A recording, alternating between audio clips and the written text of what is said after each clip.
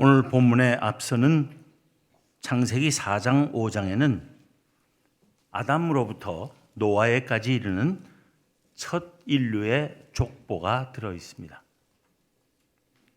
아담과 하와에서 시작된 족보는 두 가지로 소개되고 있습니다.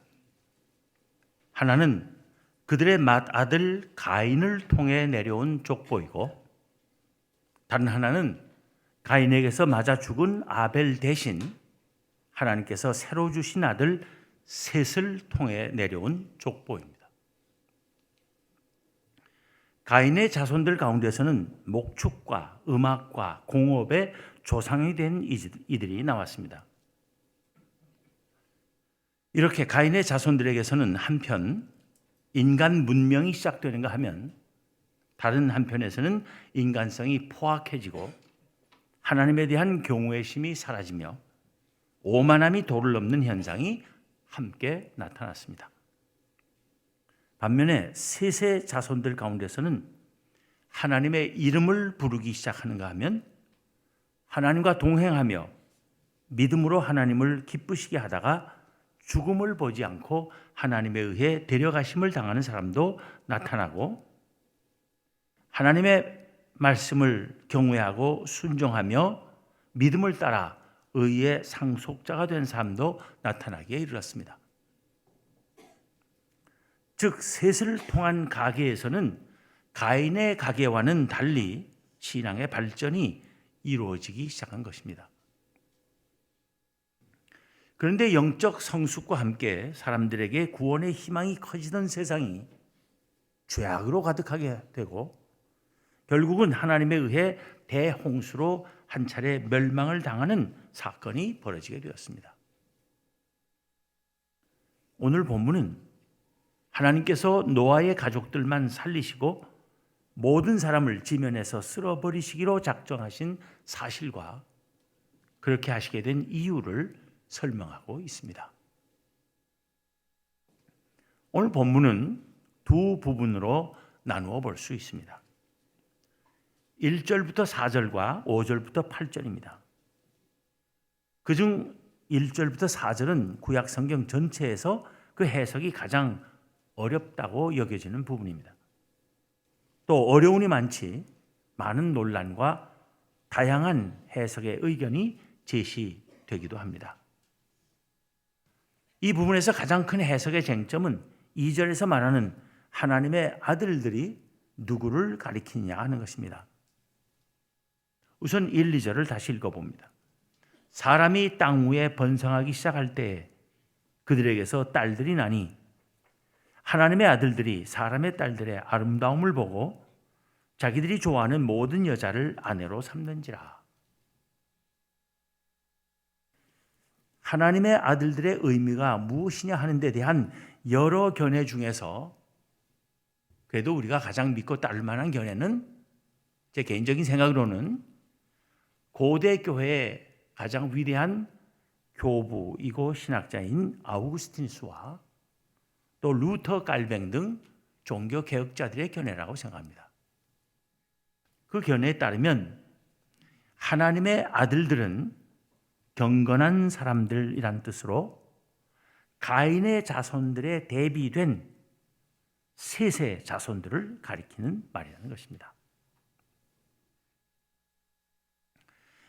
그렇게 볼 때 2절 전체의 뜻은 셋의 자손들이 셋 자손의 여자건 가인 자손의 여자건 가리지 않고 예쁘기만 하면 되는 대로 아내로 삼았다는 것이 됩니다. 그리고 그것이 이 세상에 죄악이 더 편만해지는 원인이 되었음을 암시적으로 말하고 있는 것입니다. 하나님의 자녀들이 하나님의 자녀다움을 지키지 않고 자기 마음대로 하나님을 경외하지 않는 세상과 뒤섞여 버리는 것을 하나님께서 용납하지 않으신 것이 세상을 심판하시고 멸망시키신 이유라고 설명하고 있는 것입니다. 이어지는 3절 말씀을 봅니다. 여호와께서 이르시되 나의 영이 영원히 사람과 함께하지 아니하리니 이는 그들이 육신이 됨이라. 그러나 그들의 날은 120년이 되리라 하시니라. 여기서 나의 영이 영원히 사람과 함께하지 아니하리라 하신 말씀은 하나님께서 사람들로 하여금 영생을 누리지 못하게 하시겠다는 말씀입니다. 창세기 2장 7절에 보면 여호와 하나님이 땅에 흙으로 사람을 지으시고 생기를 그 코에 불어넣으시니 사람이 생명이 된지라 한 것처럼 하나님께서 숨을 내쉬듯 당신의 영을 사람 속에 불어넣으시지 않으면 살아있는 생명이 될 수가 없는 것입니다. 나의 영이 영원히 사람과 함께하지 아니하리라 하신 말씀은 사람이 영원토록이 아니라 일정한 기간만 살게 하시겠다는 뜻입니다. 왜냐하면 그들이 육신이 되었기 때문이라는 것입니다. 즉 죄를 지어 죽을 수밖에 없는 존재가 되었기 때문이라는 것입니다. 그래서 하나님께서 그들을 영원히 살게 하시지 않고 그들의 수명을 120년 정도로 제한하시겠다는 말씀입니다. 그러니까 우리가 120년까지는 살 수 있다는 희망을 가질 수 있을 것입니다. 하나님께서 그때까지는 허락하셨으니까. 그 대신 그 이상 더 살려고는 하지 마세요. 큰일 납니다. 여기서 우리는 앞선 5장에서 아담으로부터 노아의 아들들에까지 이르는 가계 속 모든 인물의 수명을 일일이 밝히는 의도를 알 수 있습니다. 거기 보면 아담은 930세를 살았습니다. 그의 아들 셋은 912세를 살았습니다. 셋의 아들 에노스는 905세를 살았습니다. 에노스의 아들 게나는 910세를 살았습니다. 게난의 아들 마할랄렐은 895세를 살았습니다. 마할랄렐의 아들 에녹은 365세를 살았습니다. 왜 그는 갑자기 그의 선조들이 산 세월의 절반에도 훨씬 못 미치게 살았는가 하면 하나님과 동행하다가 하나님께서 그를 산채로 데려가셨기 때문입니다. 하지만 에녹의 아들 무드셀라는 무려 969년을 살았습니다. 무드셀라의 아들 라멕은 777세를 살았습니다. 그리고 라멕의 아들 노아는 950세를 살았습니다. 이렇게 보통 800~900세를 살던 사람들이 갑자기 120세로 수명이 급격히 짧아지게 된 것입니다. 이제 우리는 창세기 5장에서 굳이 사람들의 그 긴 수명을 일일이 다 기록한 이유가 하나님에 의해 사람의 수명이 대폭 줄어들게 된 사실을 더욱 실감나게 부각시키기 위한 것이었음을 알 수 있습니다.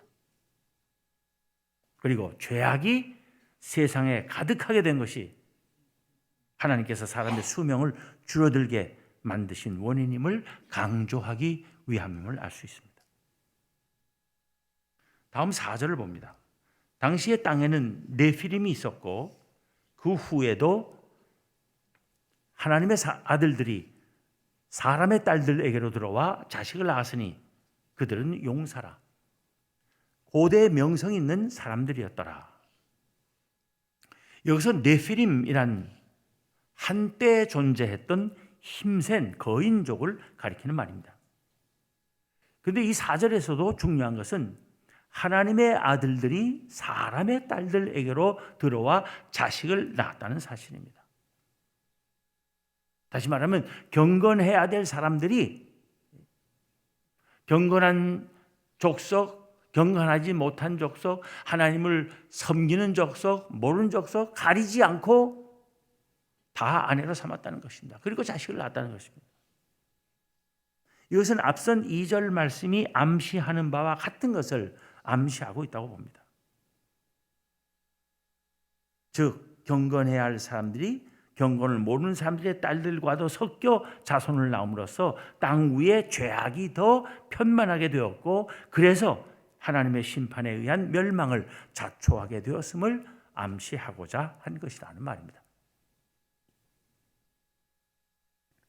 본문의 두 번째 부분인 5절부터 8절은 죄악으로 가득하게 된 세상을 하나님께서 어떻게 하셨는지를 보여주고 있습니다. 먼저 5절부터 7절을 봅니다. 여호와께서 사람의 죄악이 세상에 가득함과 그의 마음으로 생각하는 모든 계획이 항상 악할 뿐임을 보시고 땅 위에 사람 지으셨음을 한탄하사 마음에 근심하시고 이르시되 내가 창조한 사람을 내가 지면에서 쓸어버리되 사람으로부터 가축과 기는 것과 공중의 새까지 그리하리니 이는 내가 그것들을 지었음을 한탄함이니라 하시니라. 하나님께서 한탄하시고 근심하셨다는 말은 하나님의 불완전성을 뜻하는 것이 아닙니다. 사람의 개탄스러운 죄악상을 묘사하기 위해 하나님을 의인화해서 죄에 대한 그의 분노를 표현한 것입니다. 하나님께서는 죄악으로 가득 찬 세상에 대한 그의 뜻을 실행하셨습니다. 오늘 본문보다 조금 뒤에 보면 하나님께서 말씀하십니다. 모든 혈육 있는 자의 포악함이 땅에 가득하므로 그 끝날이 내 앞에 이르렀으니 내가 그들을 땅과 함께 멸하리라. 역사상 전무후무한 대홍수로 사람과 모든 생물을 지면에서 쓸어버리셨습니다. 내가 홍수를 땅에 일으켜 무릇 생명의 기운이 있는 모든 육체를 천하에서 멸절하리니 땅에 있는 것들이 다 죽으리라 하신 뜻을 실행하신 것입니다. 이 대홍수 사건이 분명하게 보여주는 것이 무엇입니까? 하나님께서는 인간과 이 세상으로부터 멀리 떨어져 계시며 인간과 이 세상의 일에 관해 무관심하시거나 무력하게 계시지 않으신다는 것입니다. 하나님은 사람들이 자기 멋대로 아무렇게나 살라고 내버려 두시는 하나님이 아니시라는 것입니다. 하나님은 친히 지으시고 보시기에 심히 좋다고 하셨던 이 세상이 인간의 죄로 더럽게 뒤덮이는 것을 그냥 놔두지 않으신다는 것입니다. 하나님은 이 세상과 인간을 죄로부터 깨끗하게 하시는 하나님이시라는 것입니다. 죄에 대한 하나님의 심판은 단호하고 준엄하며 철저했습니다. 창세기 7장 21절 22절에 대홍수의 결과가 어떤지를 이렇게 기록하고 있습니다. 땅 위에 움직이는 생물이 다 죽었으니 곧 새와 가축과 들짐승과 땅에 기는 모든 것과 모든 사람이라. 육지에 있어 그 코에 생명의 기운의 숨이 있는 것은 다 죽었더라. 이러한 결과는 인간의 죄와 하나님의 분노가 얼마나 컸는지를 말해주며 또 세상에 대한 인간의 책임이 얼마나 중한지를 보여주는 것입니다. 사람의 죄 때문에 지구상의 모든 생물이 다 죽었습니다. 그러나 지면의 모든 생물을 다 쓸어버린 이 대홍수 사건은 하나님의 의의 심판만을 보여주는 것은 아닙니다. 그것은 하나님의 은혜를 함께 드러내주는 것입니다. 홍수의 궁극적 목적은 새로운 세상의 창조와 복된 삶의 보장에 있는 것입니다. 인간에게 은혜를 베푸시는 하나님이십니다. 본문 8절을 봅니다. 그러나 노아는 하나님께 여호와께 은혜를 입었더라. 노아가 하나님께 은혜를 입었다는 것은 그를 통해 하나님께서 오늘 우리 모두에게 은혜를 베푸셨음을 말하는 것입니다. 하나님께서는 노아로 하여금 안전한 방주를 만들게 하시고 노아와 그의 가족들을 들어가게 하실 뿐 아니라 혈육 있는 모든 생물을 각기 암수 한 쌍씩 방주로 들어가게 하며 생명을 보존하게 하셨습니다.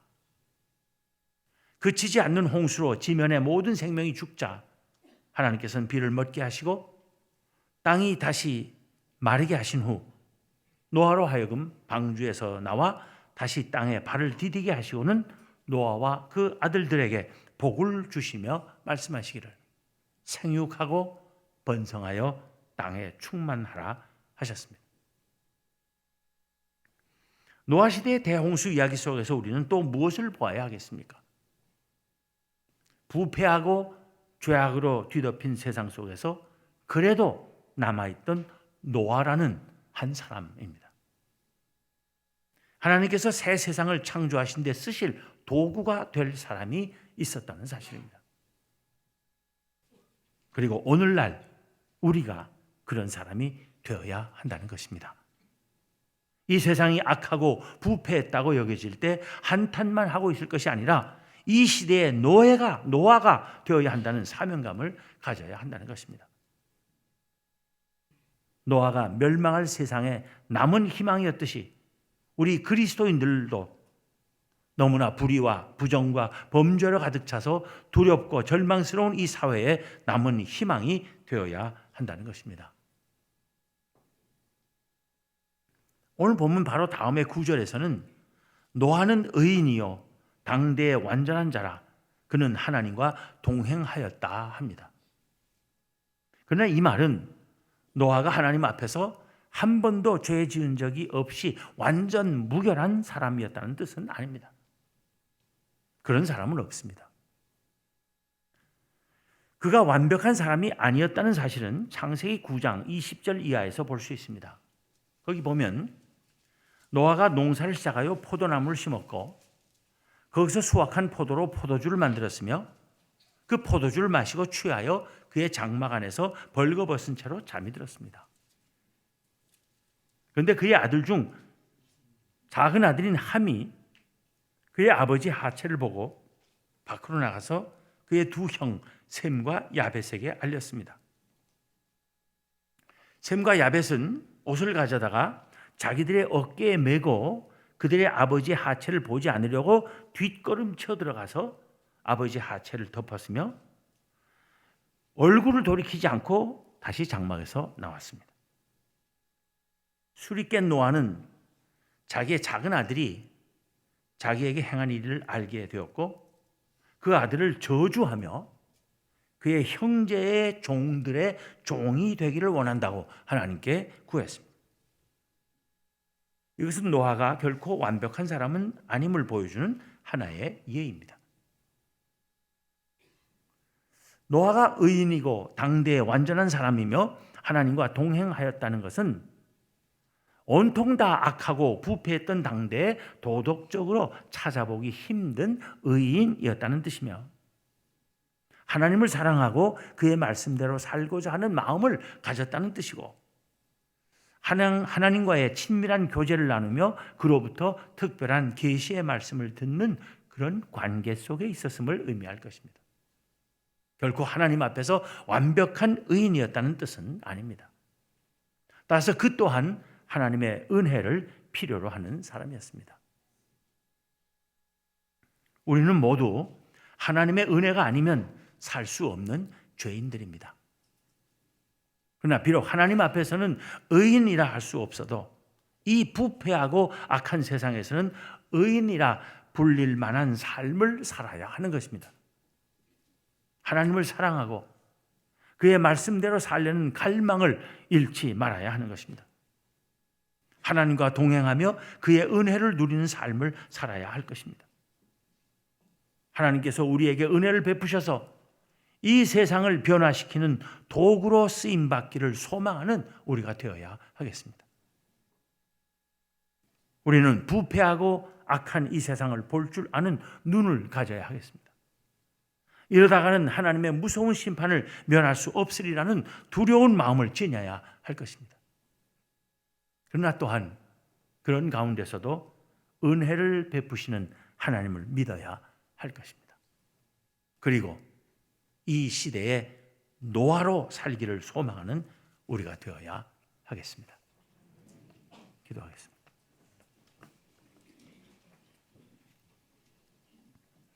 하나님, 오늘 창세기 6장의 말씀을 통하여 이 세상이 얼마나 악하고 부패한 세상인지, 하나님께서 이 악하고 부패한 세상 때문에 얼마나 분노하시고 한탄하시는지, 그럼에도 불구하고 은혜를 베푸시고 우리를 구원하여 주신 그 은혜가 얼마나 크고 놀라운 것인지를 다시금 깨닫게 하여 주심을 감사합니다.